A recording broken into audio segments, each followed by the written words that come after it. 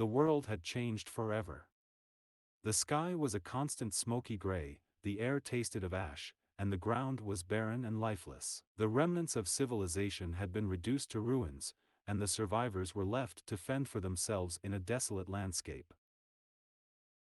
Among those survivors were a group of people who had banded together for mutual support and protection. There was Max, a grizzled former soldier who had seen too much in his lifetime. He was the de facto leader of the group, respected for his bravery and tactical skills. Then there was Sarah, a resourceful young woman who had managed to scavenge enough food and water to keep the group alive. She was often out on solo missions to find supplies. There was also Jake, a skilled mechanic who had managed to keep a few vehicles running, and Lisa, a nurse who had saved more lives than she could count. Rounding out the group was Caleb, a young man who had grown up in this new world, and who knew how to survive in ways that the others could only imagine. One day, the group received word of a nearby settlement that might offer them a chance at a better life. The journey would be treacherous, but they knew that it was worth the risk.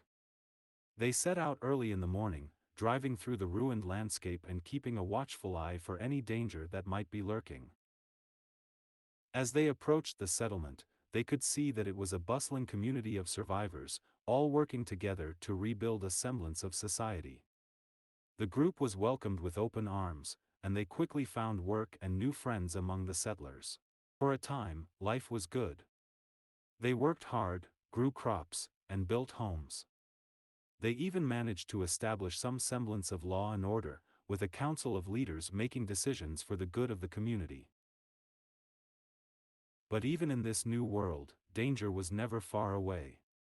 One day, a group of raiders attacked the settlement, intent on taking what they could. Max and his group fought bravely, but they were outnumbered and outgunned. In the end, they managed to drive off the raiders, but not before many of the settlement's inhabitants were killed or injured.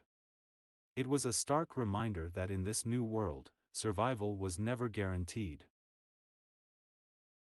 As they mourned their losses, Max and his group knew that they could never let their guard down.